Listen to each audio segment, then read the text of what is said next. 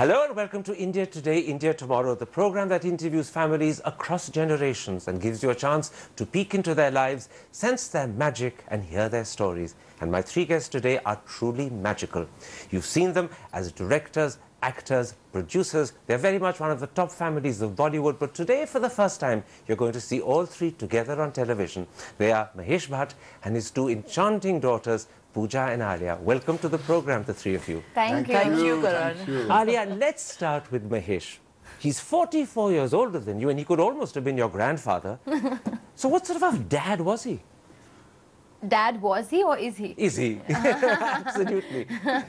Well, he's not a regular person in general, right? So one would also imagine that he will not be a regular dad. He's not the dad that, you know, wants to sit down on every Sunday with you, or has to take you for a movie on Friday, or has to tell you to do well in school and do well in that. He's the opposite. He would tell me to fail. You must fail. If you don't fail, I will be very upset with you. He loves telling me what people tell me to do. He loves telling me the opposite. And when you did fail, if you did fail, was he pleased? Very. He was very. He was not pleased. Which was like congratulations, but he said, "But it's good. You should." Like, he completely took that idea out of my head that failure is a bad thing. In other words, he thought the hard way is the best way of learning how to cope with life. It's the only true way, right? You know, in your case, Pooja, he's only 21 years older. He could literally have been a brother. Was he, as a dad, more like a friend, or was he, in fact, just inexperienced? Who's ever experienced is a question I ask everybody today. But I think that I had the privilege of knowing him in a manner that Alia, Shaheen and Sunny never did, because I think I knew him through that difficult phase of failure, which none of my siblings have really seen or witnessed. I saw him grapple with alcohol. I saw him give it up. And for me, that's his greatest achievement. So I think I have an edge over my siblings, not because I've only worked with him, but I've seen him through the depths of despair, and I've seen him rise. And for me, he is the icon of courage because he's been through those depths. He also wrote you those famous letters. The first of which was written literally when he was 21, 22. 5 hours after I was born, to be precise, I think, yes. And it was on the parapet of Shivaji Park, and he was... You don't know this story, Alia? No. Oh, you're jealous suddenly because you didn't get a letter. Yes, I'm very jealous.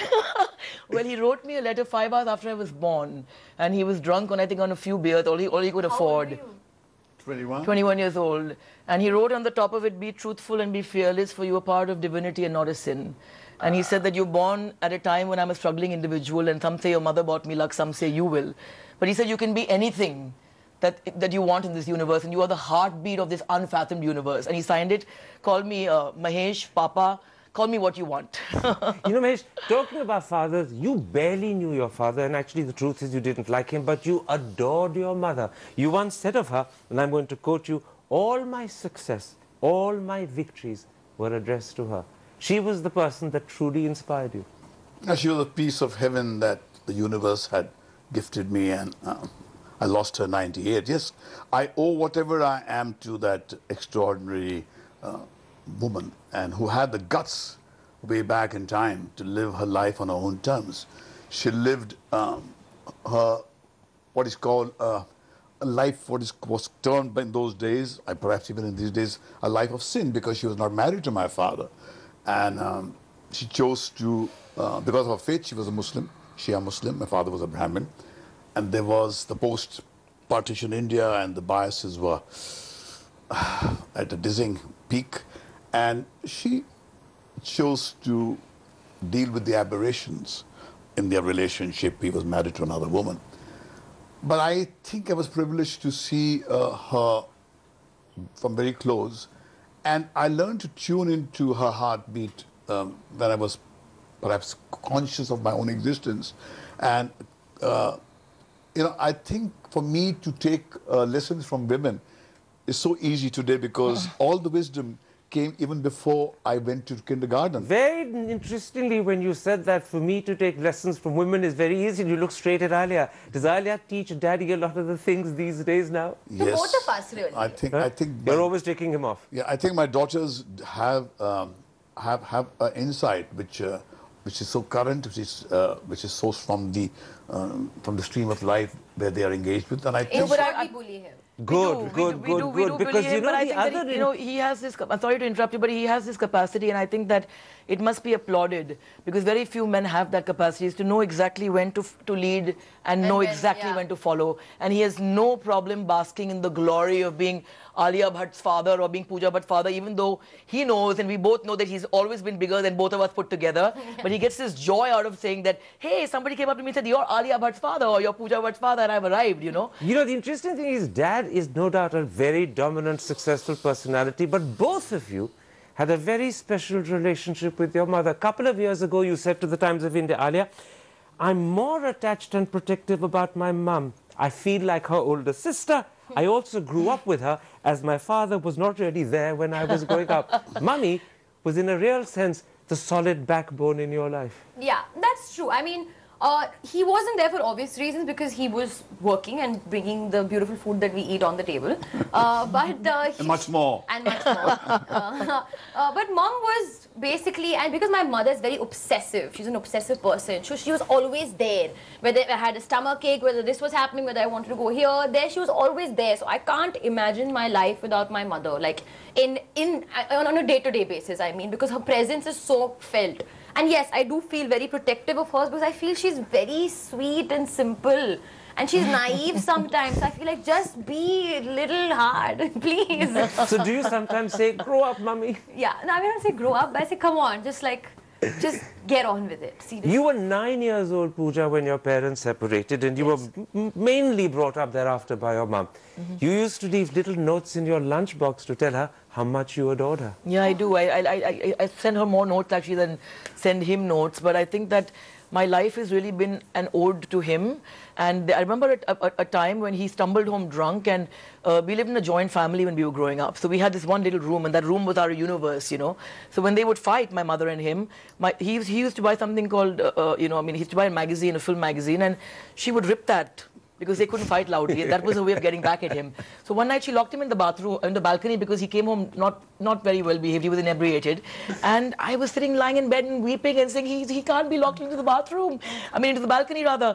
And she was like, are you on your father's side or my side? She didn't mean it that way, but I'm like, that's so manipulative. Am I supposed to take sides? But one thing has been absolutely clear, that if it comes to taking sides, my brother makes fun of me all the time. Sonny is like, oh, Mahesh Bhatt ki chamchi aa gayi. And that's me in the family. And they're like, just when they say you cannot tell your father, the first one to call him is me. So that's a given. But yes, I think what Alia is trying to say is that we feel a sense of protection about our mothers because, yeah, actually they are pretty simple. Yeah. And they've been just really good mothers, and they've been there. Yeah. And I think that they've also been there. I always feel like they deserve more. Yeah. And even from me, like I always I keep telling myself, there are moments, there are times when my car, randomly, I just start weeping just to feel, because I feel like, I don't feel like I give her enough. I don't feel like she deserves so much more for the person that she is. Mahesh, have you been a good father to Alia and Pooja, or were you too young in one case and too busy in the other? Well, I was thrown into a situation. Yeah, I was. You see, I was 17 when I met her mother, and I was married at 19, and I was father at 21. And I did not have what is called courtship or the teenage romance that one saw in movies. At 21, you were also probably too young to be a mature father to Pooja. Romantic, perhaps, but mature, maybe not. Yeah, not at all. I did not. But what about Alia? When Alia was your daughter, you were clearly a very successful director and producer. I was. Were you too busy to be around? Yes, I was very busy, and I think Alia is right when she says that she saw me there, but most of the time it was her mama that was the universe in which she was. No, but maybe when I was younger I would have complained about it, but today I don't. Because actually the relationship that I have with him, I feel when I was able to understand, has suddenly become, it was so beautiful and such a lovely experience. And if I had the same relationship with him as a child, I don't think it would have been this way. So I wouldn't change anything about the way our relationship bloomed. You said something very interesting about yourself. You said, and I'm quoting you, I'm a very private person. I don't talk to anyone about everything, as I don't want anybody to know me fully. I am just guarded as a person, even with my friends. So does this mean that no one really knows the real Alia? There's a bit of you that you keep secretive and mysterious from everyone. Well, she's a Piscean. Yeah. I do. I mean, my father always told me, just find that one person you can be honest with, and one person. I feel like maybe I'll find that one person, but eventually there will be... Are you still to find that one person? No, she's saying I don't want to find that one person. I want to have these many people who are little bits of information too. Yes, it's like that. But I want to be that one person for myself. So it's like a jigsaw puzzle. Everyone knows a bit of you, but they have to put it together to and find everyone the real thinks that they you. know all of her. Yeah. And no one knows her really. That's true.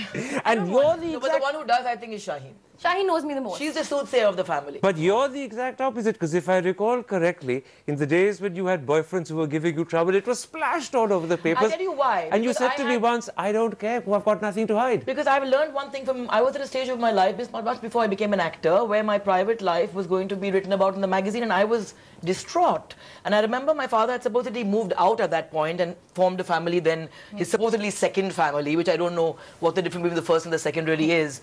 And he came in, because for me, like I said to you the last time we spoke, that when my father supposedly left, he never left. It was a matter of geography. So whether he's at home or not at home, whether he's in this house or in that house, on a set or not, if we have a crisis, or even if we feel a crisis, and we can't even state it, he can sense it. Yeah. With me, he knows. He knows before I can even find words for my anguish. In And other words, reaches out he to knows me. you've got a problem He before just you reaches realized out it to me, yourself. and they're very often that I like a thief, I've lied. And I said, I'm okay, and he says, no, are you okay? I just sensed you're not. So when he never left, but what I was trying to say was that, and I forgot my point of my story. The point was, what did I tell you? Yes. I So told he you. called. Why did you He care? came to the house with a book of UGs, and he gave me that book. And the book was The Courage to Stand Alone. And he told me, he says, Pooja, as long as you're going to hide things from the world, they're going to manipulate you. He says, your mother and your father know what you do. You're born from divinity, not from sin. You are not going to stand in front of that world who does not live that life and only preaches that life and look down. You know, And that is a lesson I got, and I said, that's it. So I walk out and I look everybody in the eye, and you know, most people finally look away. And so you did. And that's my way of coping. But and I think that Alia's got it down pat because she's far more successful. Because you know what? The world does not really deserve your honesty. But you know, honesty in a sense, by the way, Mahesh, is a quality that everyone associates with you. You're not just honest about things that you see happening in the world, you're brutally honest at times about yourself. You said this about yourself about 10 years ago, I'm a calculating person, I want success, I want achievement, all my relationships are based on need. Are you really as maternally as that? Or is that part of an image you put across as well? No, don't we all know that all relationships survive on mutual gratification? But we don't admit it. We don't well, admit it. I think it And is. we don't boast of it. I make it easier for the other people to deal with that through, because once I say that, they said, so, oh, I'm not all that bad, even he feels the same way. I think, I wish, Karan, we could someday write a book about the silences. I wish we could make a movie about what people don't say to each other. Yeah. And I think that's where the real Well, you know, narrative this is intriguing because there's a wonderful quotation that I have from Alia, which characterizes your family not in terms of what you say, but in terms of what you don't say to each other. This is what she said: we are not a normal family, we don't sit and eat together, and we used never to talk to each other. We've only started talking now. So what sort of family are you? Is it silence that does the talking? No, but you know, not she in our started- family. No, but she that- started something really special I recently. think the social networking sites have played a key role. It actually helped in us our life. recently a lot. Alia did something quite Amazing. genius, because we all kind of message each other, and we're all into words and kind of giving each other support and saying things and not saying things. You know how it is. There's a quote for everything. So finally, Alia said, "Okay, I've had it with these various quotes coming." She just started the Bhatt camp or the Bhatt tribe, the group chat, and it is madness. I'm just going to let you in one day just to peek on the conversation levels. It's hysterical, but it's kind of somehow brought us so close. It's like having dinner. But you talk to each Together other on the permanently. phone through the WhatsApp rather than conversationally at the dinner table. No, the thing is, that's there. The thing is, when we talk, it's why we're not talking, we're screaming. So we prefer to sit in our own rooms. And screech to each other. Screech. No. We sit in our own rooms, do our own thing. And Because then when with we're words. together, there are a lot of words. So it's very difficult to do that every day is what I mean. We can do it once in a while, but we can't do it every day. You have to sit when we're together in a room. It's crazy. Somebody's screaming, somebody's talking. One person starts crying, one person's laughing. It actually happens. It sounds as if it's both great fun and great and hugely exhausting. Very exhausting. Oh, absolutely. Which is why we can't do it every day. But you know, No, this it this nourishes you. business of relying on the phone or WhatsApp is actually something you used when you got divorced a couple of years ago. You told the world through Twitter. I was in Calcutta and he was the one who broke me the news. He said, Bombay Times is sniffing. I said, what do you mean? He said, I got a message, Pooja, saying, is your daughter's wife, marriage in trouble? I said, where are you? He said, right behind you. I said, stop the car. And we stopped the car right. I was at Seagull Bookshop. And I said, hang on. And my hands were shaking. And I said, okay. He said, what are you doing? I said, I'm going to put it out there to the world right now. And I said, this is it. To those who care, and especially those who don't, my marriage that was glorious for 11 years, now has decided, we've decided to end it. So you're free to speculate. And I put it down and I told him, I said, I feel relieved, but my hands were shaking. And he said, you'd be very inhuman if they weren't shaking. But you know, there's another thing about the way you did it. You also told the world, divorce is not the big thing it's cracked up to be. No, it's just another event in my life, nothing more. Karan, I have seen this from, I grew up with a father who supposedly went on to marry somebody else. And this is supposed to be the other family, supposedly, right? I don't feel that way. I never felt that way. In fact, I was very moved one day. You don't even know this. When Sony and me went on a recce to Kunur. And she was sitting outside. When she looked at me, she said, Pooja, I want to tell you that I felt so guilty. And I said, Sony, why did you feel guilty? You never broke any marriage up. That marriage was not there in that sense. They had moved on to become something else. Today, my mother and father have a totally different equation. She buys Alia's movies from, you know, Amazon, and she's so excited and most mad she couldn't find Urta Punjab. But, you know, I saw my father and mother be more together when they were separate than most people who spend their years together and have dinner every day and don't have a word to say to each other. I've seen a lot of functional families in this country, Karan, and believe me, our dysfunctionality is far more functional than most people's functionality. And I can say that with every ounce of blood in my body. The incredible thing is that both of them are very emotionally mature, particularly about emotions, which is the most difficult thing to be mature about. You've often been questioned by the press by what they call your lapses in quotations, in particular your experimentation with LSD, your relationship with Green Bobby.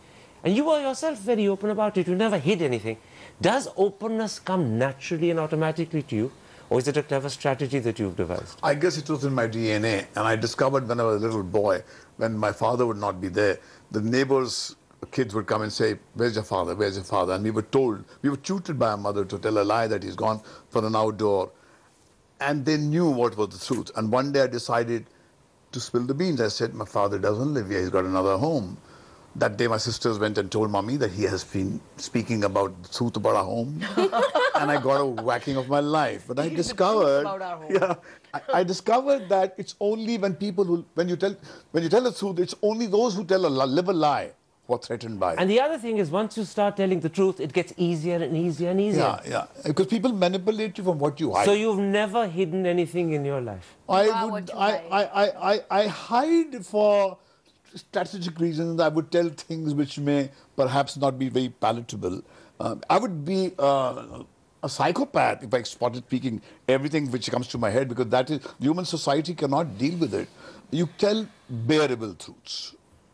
Bearable truths. What a wonderful thought. I'm not quite sure what a bearable truth is, and I take it it's not the animal version. It's the one that human beings can take. But let's take a break at that point. When I come back, I want to talk to you about films and acting. We'll be back in a moment's time for the second part of this unique interview with the Bhatt family. See you in a moment's time.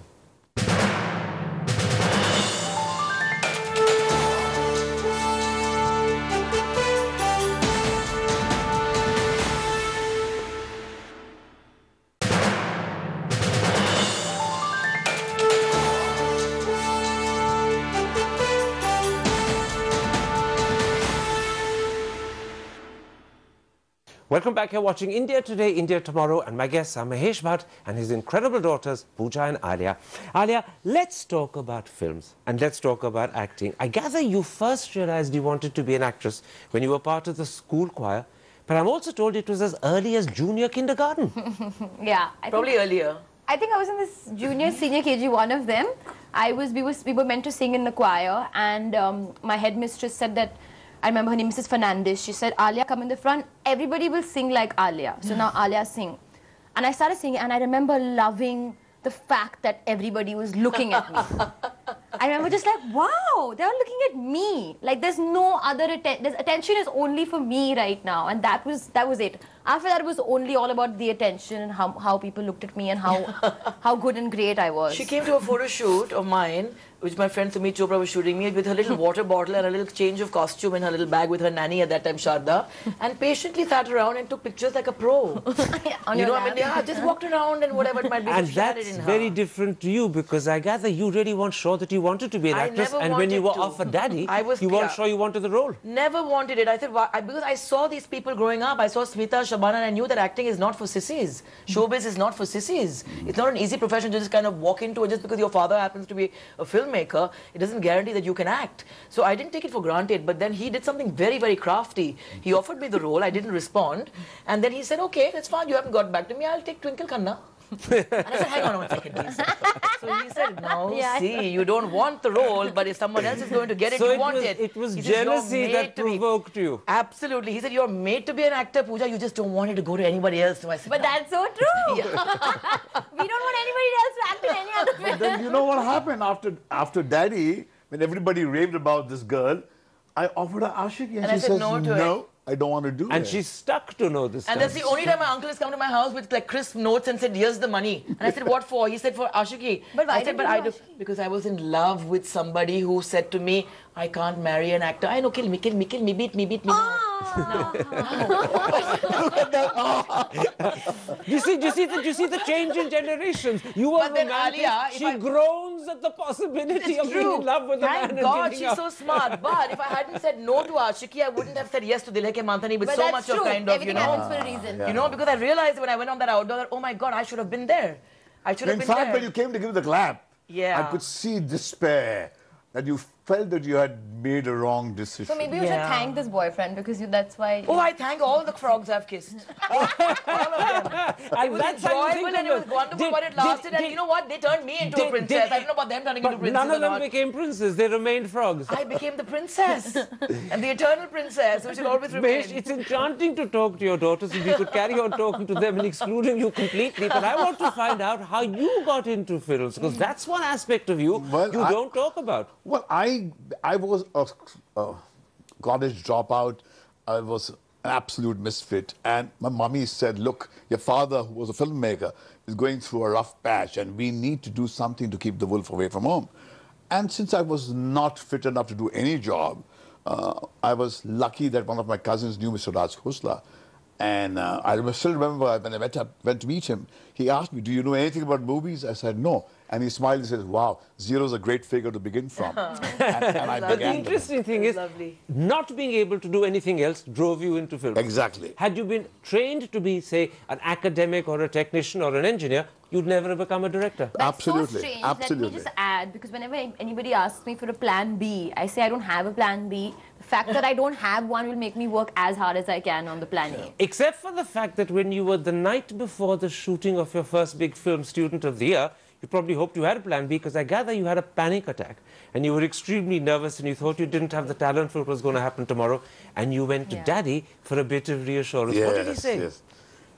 It's the most strangest thing, but when I called my father, crying, shaking, he said, come to the office. I thought he would hug me. There will be like, silence in the room. I walked into a room of 8 people. He made me stand up in front of everybody in the middle of the room. He said, now talk about the way you're feeling. So I said, what? That's so mean. Why would you do that? He said, just do it. I did it. And actually, that was the best thing that he could have asked for, because automatically I felt like normal, because Imran was over there, Imran Hashmi, and he said, Alia, you're going to feel this before every film, before every shot. And do you? Yeah, I do. The same sense of When I nerves? don't face the camera for like more than 20 days, I'm nervous. I'm all nervous. You know, she said something that stayed with me. She said, Dad, what if you find out that what you want the most in your life, Is not you true. just don't have the skills to achieve that? And what was your answer? And I said, anybody who's in touch with an emotion, which is as strong as this, has it in her. Because to be able to articulate that, that means you have the capacity to see that troublesome stream of emotion course through your veins. I'll tell you what it was. I have a fear. I would not take part in school races because I didn't want to come second or third. And I had to... You always want to be number one. I always want to be number one. So this was me feeling like, oh my God, what if I fail? I got this major fear of failure. But in fact, you said something else to her that day, if I recall from the papers correctly. You said being on edge is a very good thing. In Yeah. the world of art, in the world of entertainment, Yeah. one should always be vulnerable, Yeah. one should Yeah. always be nervous. Is that because creativity comes out from nerves? Yeah, to be vulnerable is the sure sign of a courageous individual. Doubt. Courage is the kissing cousin of vulnerability. But you know, you showed something quite the opposite of vulnerability. Right at the height of your acting career, you suddenly opted out of acting and decided to produce and direct. That must have taken a lot of courage because it was a fairly big decision. What prompted you? The fact that all the boys in the business told me that I had no business entering that elite club.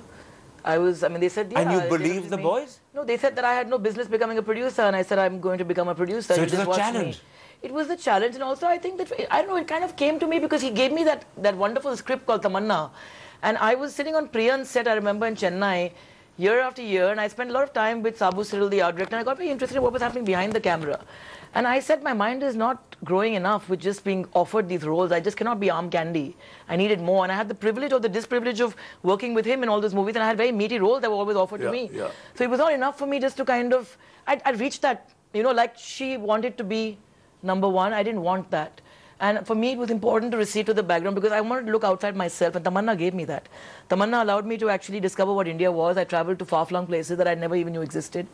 It kind of brought me into, I was a star, used to privileges, not used to waiting. Suddenly, when you're the producer, things change, you know, you And have she to came deal face with to other face with the brutality of female infanticide. Yeah. And she saw But you know, that. the other thing But that I you've only done- did it because it moved me, the theme, and I remember, Karan, you fostered that film and you fathered it at a time when people didn't even want to look at it. For me, what really got me was that we live in a country where you worship the female goddess, but you want a male son as your heir. Tell me something. From your experience as a director and producer, how different is filmmaking when you're not in front of the camera, but you're essentially behind it, guiding, directing, and determining what happens? Because people don't realize actors are actually often modeled and produced by great directors.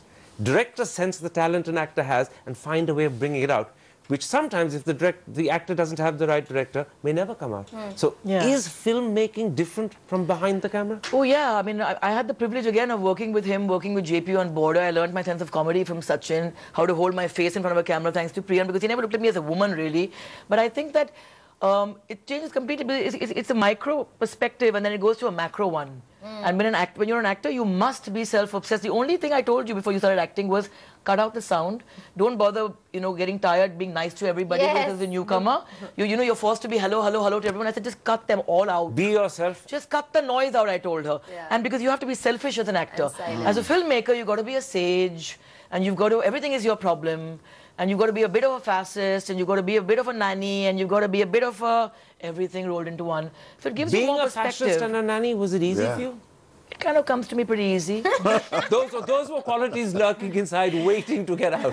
I don't know. I don't know. But my father told me, he says, Pooja, at the end of the day, if you have two generals in our army, kill one. You know, filmmaking is not a democratic process. It is a fascist kind Yeah, of it's regime. democracy to a point. After Yeah. that, it's got to be dictatorship. It has to be dictatorship. Otherwise, it cannot be done. It's either Alia, my you, way or the you other always highway. said, and you were pretty upfront about it, that you want to be number one. You've had a remarkable collection of successes. But how do you handle a movie that hasn't succeeded? How easy is it to brush aside the not hurt and the disappointment? It's the worst feeling. It's like worse than heartbreak. It's like you can't deal with just the fact that you're not good enough, or what you put out is not good enough, and you're not being accepted, and what you put out is not being accepted. And the failure that I had was not an easy failure. It was a very bad failure. So it was difficult. Thank God she had it because she was on a roll and 4 hits. And I said, unless you taste defeat. But I'm so happy that I did, because it was just that ripping off the band-aid. And I had to go away for a holiday, which I did. I took a solo holiday, first time in my life. And I don't know, it's difficult to pick the pieces. People say just pick up the pieces. You can't just wear the pieces, but I don't know the pieces. How can I just pick up the pieces and go? Yeah, that's true. I hate it when they say that, Yeah, but that's anyway. so true. They say the same about heartbreak. Yeah, I mean, exactly. You time pick will the heal. pieces. Time will heal. But what about now? But he was really supportive. Actually, for the first time in my life, the only person I wanted to speak to was him. I didn't want to talk to anybody else because he was saying the right things. And he was like, okay, are you okay? He wasn't looking at me with pity. He was constantly sending me motivational quotes. One quote that he sent me, which is hanging above my bed by Frank Sinatra, was the best revenge is massive success. And you basically just work so hard to get that same massive success. And it's been great so far. Both the films this year have done You know, I very well, realized so. one thing long back, though. He taught me something when I was growing up, not to take my success very seriously, so I didn't take my failure very seriously. I couldn't take myself more seriously on the basis of Dile Ki Mantaniyo Sadak. There was the Pooja Bhatt beyond that I always knew was far more. And in fact, the problem I have is I find that somewhere the real me is not. I'm not being able to pour that enough into my films. Now, at the moment, I gather you're doing a series for the web. It's called Oh, and it's about the female orgasm. It is. What? And at the risk, You didn't know? No! Well, if I can get that reaction from Alia, but I think I got a great show on my hands. I was going to say, at the risk of sounding like a dirty old man, tell me more. I love it. I love these reactions that I've got here. But I must say it was inspired by a book that, this very bright writer called Surita who took me to Seagull Bookshop in Calcutta. And she gave me a book of Mahashweta Devi's called Breast Stories. And that book actually inspired me to kind of come up with because when this whole, rush for the digital medium started and everybody wanted to be in that space and do something bold, I said, what is bold? Is bold taking your clothes off? Is bold kind of showing cleavage? I don't think that's bold at all. I mean, for me, Jism Part 1 was more bold because it had a line which said, Ye Jism Pyar Karna Nahi Janta. I think it was far more bold than Part 2, even though Sunny Leone was wearing far less than Bipasha wore in probably whatever. So I said, if you want to go bold, then let's talk about things that nobody in this world dares talk about. Female sexuality is a mystery. Indian women, it's an even greater mystery. And somehow in India, you're only meant to be a wife or a daughter or a sister. You're not meant to kind of acknowledge that desire is also your lot. So I said, I want to know more about my women. And how do I know more about my women? By knowing what their sensual lives are or whether they even exist. So whether it's a widow who has her first orgasm at 54, whether it's a Bori Muslim woman who probably is gently mutilated. I mean, how do you approach orgasm with someone like that? And I think that somebody who chooses chastity, for example, a Bhojpuri it girl who's so used to turning it on for the world, but when she comes home feels no desire at all. So I think that as long as we have women, and as long as we have stories, and as long as we are repressed, I think we have a great show. You know, as I hear Pooja, I marvel at her boldness and her courage and the upfront nature of her honesty. Then it occurs to me that one of the projects she wants to work on in the future is a documentary on her daddy. And hearing her boldness and courage, do you welcome the idea, or are you a bit apprehensive and you're saying to yourself, Khuda jaane kya bata degi? No, I don't think it is. I think I just sit down here, as you rightly use the words, and Mahesh Bhatt and his enchanting daughters. I sit down here enchanted by what emanates from you're these playing people. the adoring father. Yeah, I'm the adoring father, and I feel You're telling the world that for once you're truly silenced by your daughters. I think I'm. And you expect the world to believe they that? have made me superfluous. Look at her. She's laughing at the possibility. Look at Alia. Look at Alia. She doesn't believe a word that They he have says. made me So he's superfluous. far more relevant than all of us put together ever will be, and he knows that. I think the reason I don't want her to do a documentary, there's no need to deify. Because She might not be deifying. That's the problem. No. She might be exposing. No, and the revealing. moment, but did you see the way she talks? She has such a reverential, emotional perspective. And I think any story of an individual is no different from the yarn Solomon Grundy born on Monday, married on Tuesday, in my case twice married. So I don't think there is something spectacular about my life that she should chronicle. If she wants to make I money think out of it, she she needs should to do it more for herself than she needs to do That it is for for you. us. I think I might So not it'll be even do more it. a narrative about her own self. No, think, this may be her No. way of actually discovering her daddy fully. Maybe No, so. I don't think so. I think she's discovered.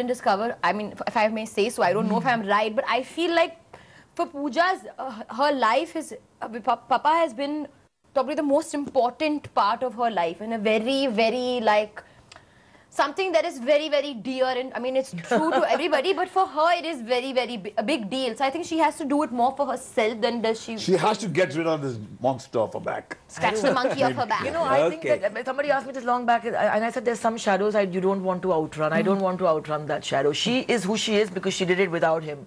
I am who I am because I did it with him. Yeah, that's true.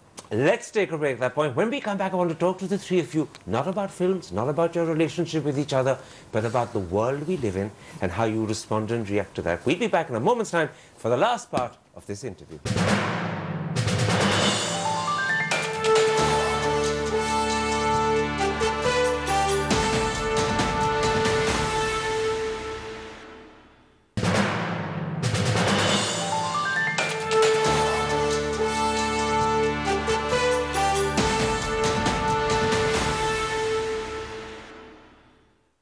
Welcome back. You're watching India Today, India Tomorrow, and my guests are Mahesh Bhatt and his two very special daughters, Pooja and Alia. Mahesh, let's talk about the world we live in.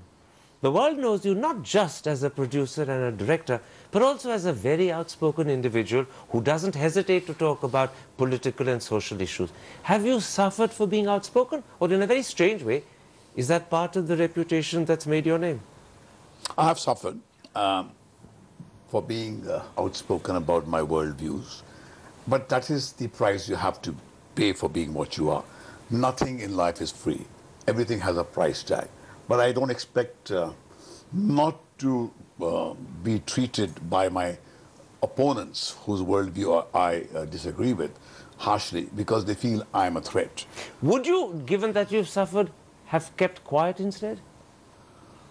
No, I have realized of late that individually I can't do a damn thing and collective action means war. I do not want to gang up with any alternate political party or take a position to displace the other, because whoever says that he has the recipe to solve the problem of the world is going to land up doing the same thing that you are you have against the person who seemed to be entrenched in the seat of power right now. But that said and done, speaking out and making your views known is important to you.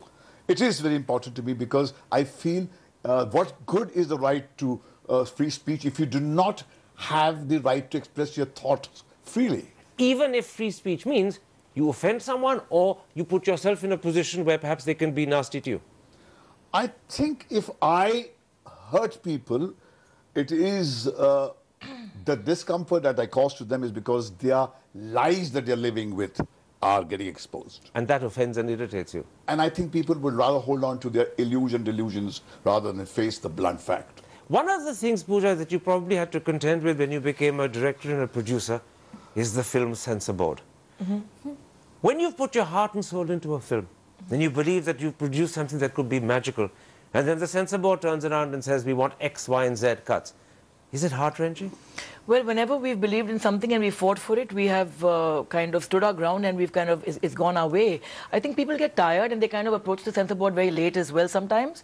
But yes, there is a fight and you have to be kind of, you have to believe and you have to know what your intention is. If your intention is not to really kind of just go out there and provoke thought without feeling very strongly about what you're doing, then I think you need to stick to your guns. Not many people do that. He did it with his first movie. His first movie, Mandile Orbe, was banned. So he broke a table in the censor board. And the last film of his career, Zakham, was banned again. So he's like, oh my God, it begins with this and ends with this. And he broke a table again? No, he didn't break a table that time. Thank God he didn't break a table that time. But I had a long fight. But this kind of war that, well, what she witnessed firsthand with Urta Punjab is not a new one. He's been fighting this since Kingdom Come. I mean, Zakham was banned in Saudi Arabia for being anti-Muslim and in Mauritius for being anti-Hindu. And then we won Best Film on National Integration in India. So it's kind of, you know, it's kind of slightly schizophrenic out there. When you go through these troubles with the film censor board, do you end up losing faith in the whole concept of censorship and certification? Or do you simply say, no, this may be their view, this is mine, I'm going to stand up for what I believe in and persuade them? As long as there's a censor inside of you, there'll be a censor outside. You will have to fight. That's why I told Alia when she had a problem with Urta Punjab. It was heartbreaking to sit down next to her and that very passionate team of Urta Punjab and to fight for the nth time against the powers who were till yesterday fighting along with us for the right to freedom. And now suddenly they are on the other side. They are there. So I'm saying you have changed nothing. Yeah, you exactly. go to power, Well, you do exactly the same exactly. thing. But my wisdom over the years is I used to take it very personally earlier. Now I don't. So now I look at them as people who are there to think, I understand the censor person is sitting there. When I went for Jism too, they looked at my film and said, just cut 50%, please. We're not telling you what to cut. Now, I understand why that happens. That person has to sign that file. That file will be pulled up 3 years down the line. They have to be answerable. They've got to do their jobs. If we look at everybody as human beings with their frailties and limitations, then you're able to bring them to your side. She's very understanding. Were you as understanding when Urta Punjab ran into this terrible problem? But it takes time to come to that understanding. Maybe, but you no, know, I was not. I mean, maybe I was not on the forefront of dealing with the issues the way the producers were dealing with it, but I was fighting my own battle back home, just trying to understand what is the purpose of filmmaking and creativity and cinema. If we're going to be told what to make, then it should not be, then you can't call it a creative field. So when you look back on that experience of Urta Punjab, do you believe that the controversy and the publicity because of the fact it was being censored helped the film? Or would you say, no, it was just trauma and tension and nothing more? No, see, I can't deny the fact that it didn't help the film. That's a fact. Everybody was talking about Urta Punjab because of the issue. Having said that, still I would not wish that upon anybody. Because it was so traumatic? Because it was traumatic. You should have seen my director's face. I wanted to just like, you know, just put him in a bubble bath. Because he was just like looking like so distraught. Everything was sucked out of him. And when you're so close to a film and you feel so passionately about it, it's the worst feeling, yeah, to be dictated around and you feel so helpless. But luckily for us, it became such a big thing. Not only I'm talking about the controversy, but the industry coming on our side with people. That was the silver lining. You the were very entire clear. industry got together. It was amazing the way the But industry you were very got clear together. when Zakham was coming out, without the industry around you. Yeah. I'm very glad they were all there for Urta Punjab. They normally only come out for funerals and weddings. But the point is that you were willing to say that I will not release this movie in India. I mean, I said I'm going to take this. He says you will not touch a smuggle frame of mine. The footage out and release it from outside of India. Yeah, we'll pirate and it. Shame the We won't largest release it. democracy, which talks about free speech and gags up people. Did that argument work with the censor board? It did not. I had to fight for 3 months with the Home Ministry. And finally, I had to agree to certain ridiculous cuts. They made me Not cuts, you just changed the color of the digitally bands. correct Saffron bands the were made saffron black. bands which the goons were wearing. I said, how are you going to erase it from the memory banks which are there etched on every human being was seen the demolition of the Babri Masjid and where these guys were dancing there. Absolutely. I only have sourced it from life. When you as a director approach a film, do you believe film should reflect the world as it is? Or do you think a film should actually strive in its own way to try and change the world? You know, can I be honest, Karan? I'm not a director. I know the craft of directing. I'm a filmmaker and I'm a damn good filmmaker and I'm a damn good production designer and I'm a damn good actor. But I'm not a director. I was not born to direct. I was not born to tell stories like he has. I learned the job because I said, if I'm running a company, as a woman running a production company anyway is an aberration in this country. I mean, now it's become very trendy and I'm glad more women are in the fray. And I said, I'm going to be dependent on a director to keep coming along and be held to ransom by his taking my shot or not. So he taught me something. He said, you learn the craft. If you want to be in this business, you learn the craft. You know what goes on in front of the camera. You bloody well know what goes on behind the camera. I can take the shot. I can give the shot. I can design it. And all I can do probably is not run that camera. But I learned the craft because I had to do it. He said, you have to be independent. Then let me put that question to you, Mahesh. What do you believe is the purpose of a film? To accurately and truthfully reflect the world as it is, or to strive in its own way to try and change the world? Well, I think let's get this straight. We are not in the truth peddling business. We are in the illusion manufacturing business. We have been wedded to the business of entertainment. Our movies are supposed to connect with maximum people out there. So in other words, your movies are not about the world, they are make-believe. There are 2 kinds of movies, Karan, we make. One is to jolt the comforted, and the other is to comfort the jolted. So India consists of many jolted people. So the fairy tales that you keep on hearing are pethidrines, painkillers, ice packs. But there is an elite lot which gets stimulated by pain. Pain is the aphrodisiac. And for them, we make a different kind of cinema. So there are 2 kinds So of it depends upon what movie you're making, what your attitude to it is, and how it relates to the world. And to whom you are pandering to. But there are often times when, in fact, you are jolting the world, and those are times when, in fact, you're attempting to change the world. I would say that I'm leaving the world with emotional truths which I have arrived at, and they somehow have continued to resonate for 20, 30, 40 years, 30 years after I've made those movies.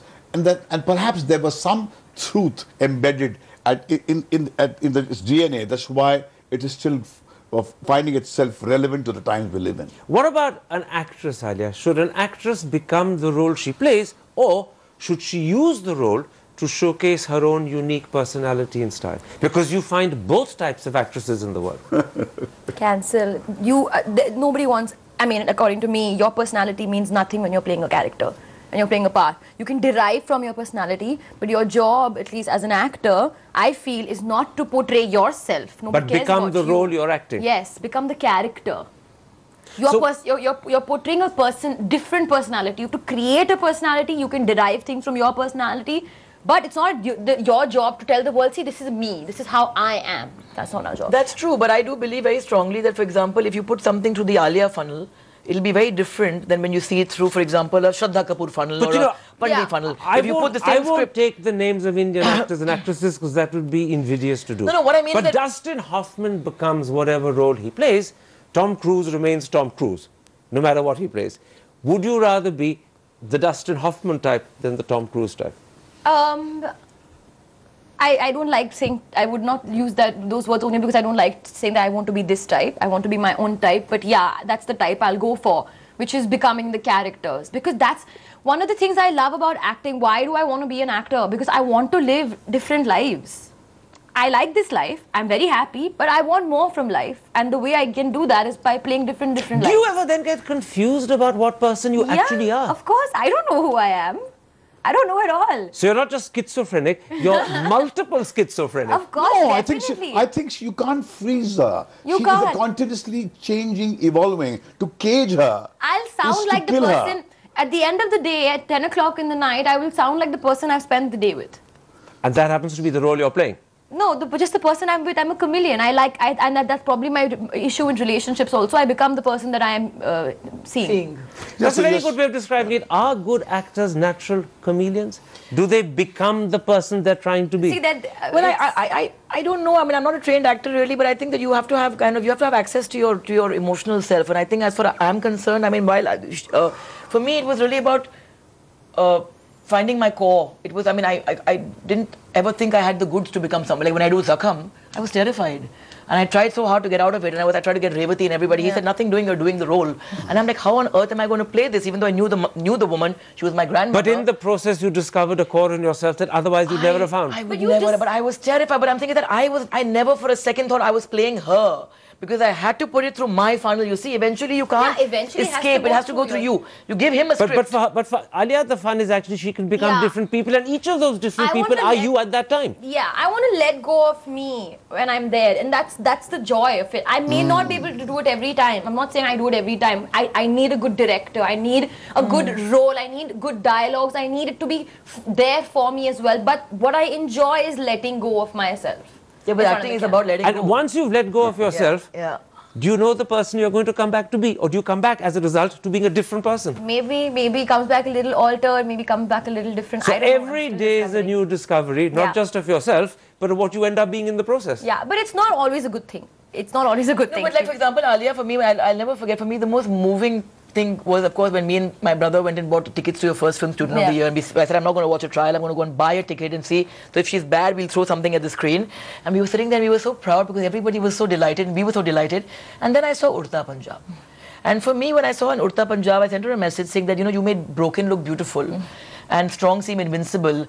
And I really mean that because, I mean, when I see you in that, you might be this Bihari girl or whatever, but then it's like you discover your sister when you see her on screen, and those bits when you run, and those bits when she grits her teeth and she goes through that kind of getting off that drug. Like when you run in that one short on highway, for me, that's her. For me, that's little Alia who kind of says, I'm going to push ahead and I'm going to kind of do something that no one expects me to do. And then you see. You see a glimpse. Yeah. That's her. That's her. You put your finger on it, you see a glimpse. What you've given us today is more than a glimpse of the three of you.